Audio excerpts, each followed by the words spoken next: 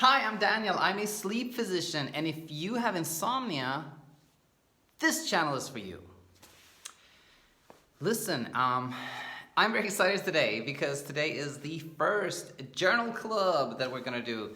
And for you not familiar with the journal club concept, well, that's when people come together and look at a specific scientific article and try to pull something out of it that is of interest.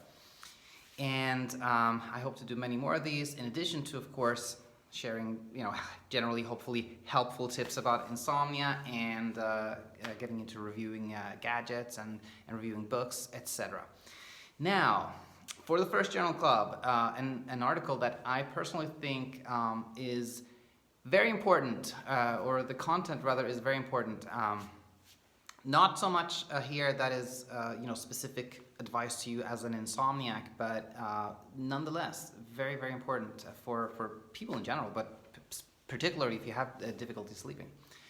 Keep in mind, we are often being told that we should sleep between 7 and 9 hours. Where that number comes from, I have no idea. But this article right here is a 2011 paper from a group that's partially based in Spain, partially based here in the US in Pennsylvania.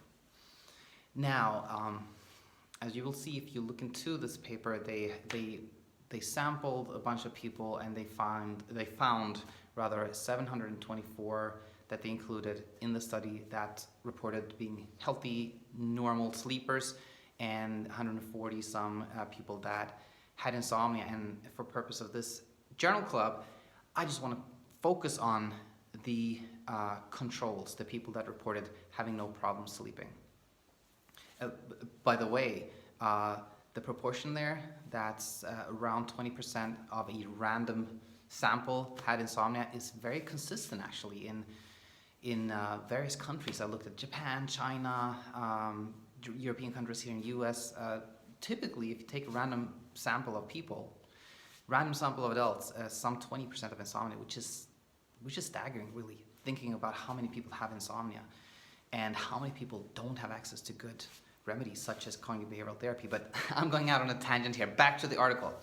So focusing on the 724 people that reported no difficulty sleeping, the questions for us are, or the question I want to answer are, how much did they sleep objectively when examined, and how much did they estimate sleeping? Okay, and those were kind of the key things that they were looking for in this article. And to find out how much they typically slept, they simply asked them in a questionnaire, how much do you usually sleep? And that will answer one of our questions, how much people estimate sleeping, and then to examine how much they objectively slept. They did a sleep study. There are other ways, of course, to tell how much a person sleeps. For example, using actigraphy, the technique that's in Fitbits and such. But in this study, they used EEG data, that is information from brain waves, brain activity, with which you can tell exactly how many minutes a person sleeps or not.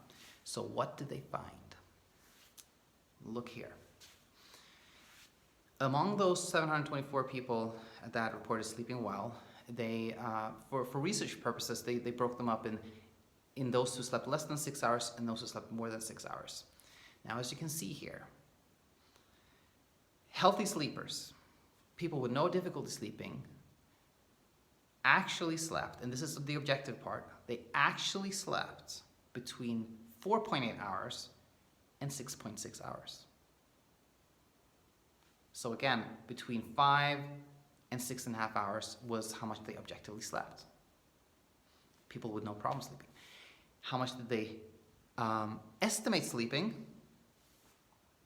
Much more than that. They estimated sleeping about 6.8, 6.9 hours. So to kind of like big picture here was that people with no problem sleeping reported sleeping about 7 hours, but really slept about 6 hours. So they estimated sleeping 1 hour more than they actually slept.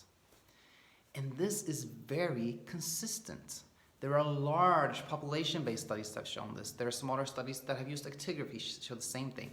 People generally, people without problem sleeping, again, estimate sleep about 7 hours, actually sleep around 6 hours. So why are we told again and again and again that we should sleep between 7 and 9 hours. I don't know where that comes from. But I do know that people with no problem sleeping, again, sleep about 6 hours. And why is this important to you if you have insomnia? Again, don't get me wrong here. I want you to sleep as much as you possibly can. Maybe you are one of those people who need to sleep 7 or 8 hours. And if you are one of those people, I hope you will, and I will do the best I can to help you reach that goal. But what happens a lot is that people aim for an unattainable goal. They want to sleep 8 hours, either because it's like their desire, or often because they think that's the best for their health. They really want to achieve that recommended number of hours of sleep, and when they don't get there, that in itself becomes a problem.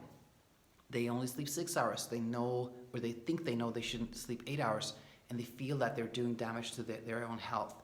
That becomes a problem in and of itself that perpetuates and worsens and even causes insomnia. So please know that people with no problem sleeping typically sleep about 6 hours. They think they sleep about 7 hours.